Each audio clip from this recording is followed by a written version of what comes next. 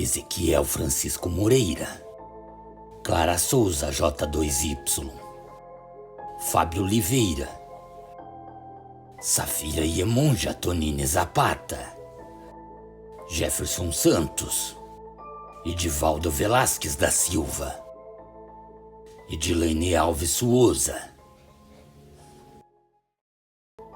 E se você também quer estar recebendo um salve do canal INS Oculto, escreva a palavra sobrenatural nos comentários deste relato. E sem mais delongas, bora para o relato. Pela janela, percebeu que algo estava errado, e o que estava rondando as nossas terras também poderia retornar. Então, depois de me ajudar a recuperar as minhas forças, lentamente eu e ele caminhamos até a janela e ficamos olhando para fora.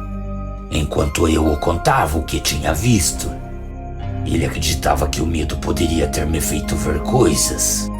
Ele falava em uma tal de pareidolia, que se tratava de uma situação em olhar para um lugar e confundir sombras com coisas inimagináveis.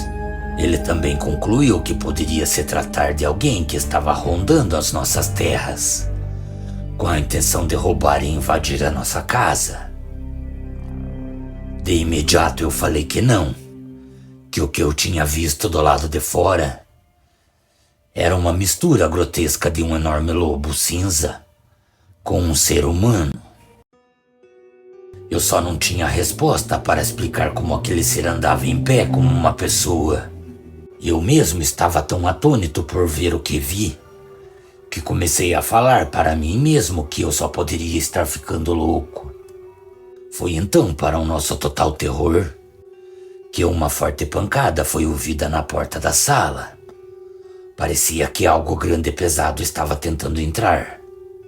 Como falei no início, nossa casa sempre foi bastante humilde, e como as paredes eram todas de madeira, a sensação que tivemos era que a casa toda estivesse balançando.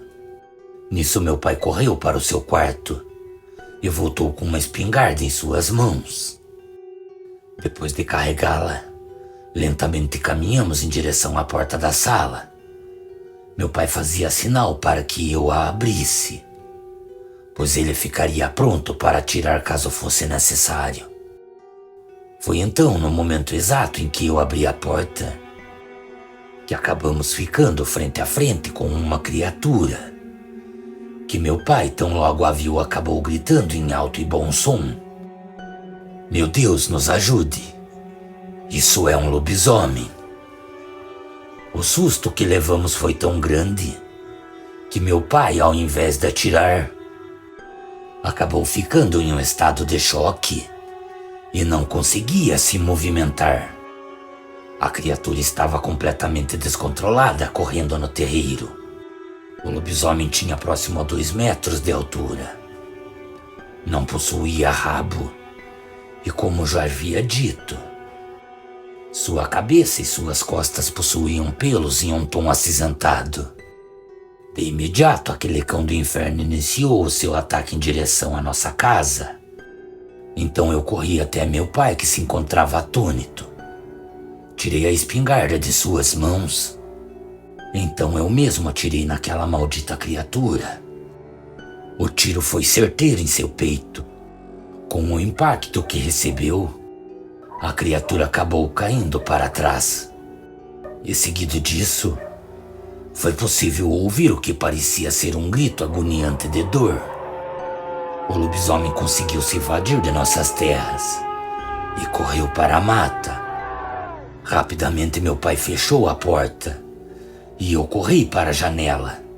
Então ficamos observando aquela coisa escondida à espreita. Parecia estar somente esperando o melhor momento para estar efetuando um novo ataque. Neste momento meu pai colocou a mão em meu peito, como se estivesse me empurrando para trás, nos afastando da janela.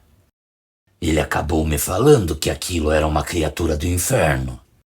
Parece loucura o que eu vou falar, mas meu pai pronunciou mais uma vez que aquilo era uma criatura que há muitos anos atrás já havia aterrorizado a região. Ele também cogitou a ideia que a partir daquele momento teríamos que encontrar uma forma de expulsar aquela maldita fera de nossa propriedade, ou nunca mais teríamos paz, pois aquilo não descansaria até conseguir pegar as pessoas que o feriram. Foi então que a partir daquele momento o medo tomou conta de todos nós. De dentro de nossa casa era possível ouvir a criatura bufando em meio à mata, e não iria demorar para investir um novo ataque em nossa casa. Aquilo retornou com mais sede de sangue. E o sangue que aquele maldito queria era o nosso. Seu ataque foi muito rápido.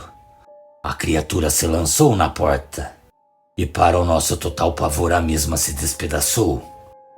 O famigerado lobisomem estava parado à minha frente. Através de seus olhos, podíamos ver a própria personificação do diabo. No momento em que aquilo se colocou em pé e começou a caminhar em nossa direção, mais uma vez eu mirei a velha espingarda na direção do peito da criatura. Para minha total infelicidade, as 2 vezes que apertei o gatilho a espingarda falhou, mas na terceira vez a pólvora do cartucho estralou. A criatura estava parada à porta, e com o impacto que recebeu foi lançada para trás. E no mesmo momento, desta vez correu para a mata. Bem ao longe era possível ouvir a cachorrada acompanhando aquele ser. Lentamente toda aquela algazarra foi sumindo, até que tudo voltou a ficar no mais total silêncio. Meu pai acreditava que o lobisomem poderia retornar, mas isso não aconteceu. Então, poucas horas depois, o dia já vinha se lançando sobre a noite. E com isso já era possível ver os seus primeiros raios de sol. Então, depois de 2 ou 3 dias, acabamos encontrando um sitiante muito amigo de nossa família. Ele morava vizinho à nossa propriedade. Aquele sitiante falava sobre uma pessoa que andava sem rumo pelas ruas. Um homem que antes destes acontecimentos nunca tinha sido visto andando por aquela região.